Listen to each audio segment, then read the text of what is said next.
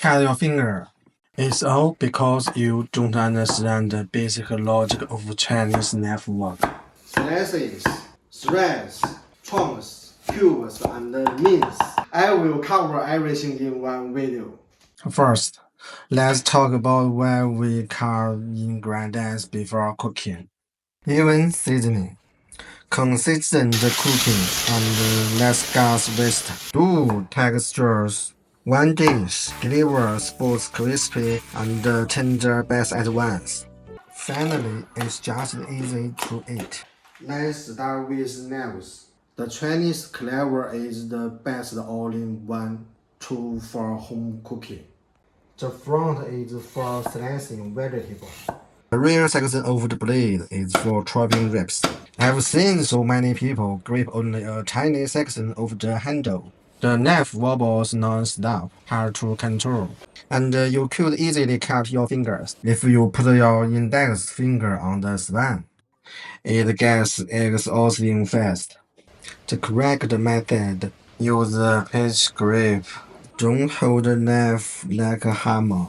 Instead, pitch the base of the blade between your thumb and the index finger, and rub the other three fingers around the handle. This gives you way more control and stops the knife from slipping. Never hold your ingredients like this.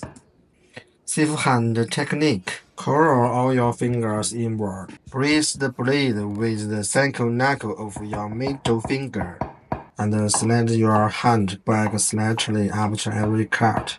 Keep your fingertips tucked in so you don't get cut. We cover the three fundamentals: knife selection, grip, stabilizing hand. Perfect for breast meat and veggies. Hold your knife at a 45-degree angle and make the first diagonal cut. Round the ingredient 19 degrees towards you. Cut at 45 degrees, roll 19 degrees. Repeat this cut and roll motion until finished. Keep the strong seasons even for consistent cooking. Curl your fingers inward to grip the veggie safely. Stay sharp. Rolled veggies have thin, crisp edges and thick, tender centers. Two textures in one bite. Take 3 Earth treasures for example. Deep fried potato and eggplant. Veggies get crispy outside and soft inside. All thanks to that cutting technique. Dicing is straightforward with 3 simple steps. Cut even thick slices. Slice into thick strips, then cross-cut into small cubes. Dicing is widely used in Chinese cooking. Take the famous Kung Po chicken for example. Both the chicken and the veggies need to be diced evenly. Most people chop straight up and down. Slices uneven. Soft ingredients even get squashed that way. Correct cutting motion. Let the front edge touch the veggie first. Push forward and press down at the same time in one smooth motion. A steeper angle creates better. Thinner slices ideal for threading later.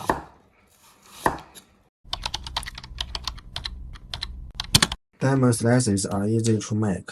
First, a 45-degree diagonal cut. Second, the seam. The space between the cuts, that's your knife gap. It decides how long the slices will be. So, how thick should we slice them? Just 2 to 3 millimeters.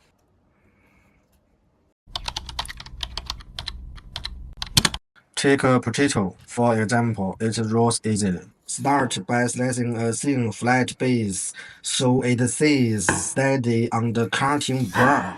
The thickness of your slices sets the width of your threads. We don't need ultra thin thread. Consistency is more important. 2 ways to thread, just like we mentioned before.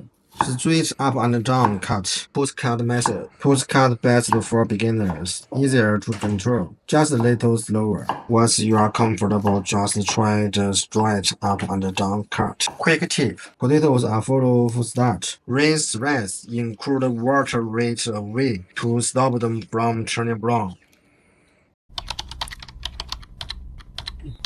Now let's talk about onions. It looks super neat, but it's actually pretty tricky to cut. Cut off both ends. The area near the root is super tough. I use the backhand for the push cut. Remember the push cut we talked about earlier? Split it in half. Let's start with slicing, which is the easiest. You can just cut them into wedges directly, or like I do, cut it in third first, then separate the layers and slice it into wedges. It's absolutely perfect for stir-fried beef with onions. There are 2 ways to julienne them. If you are making a cold salad, cut against the grain, like I do.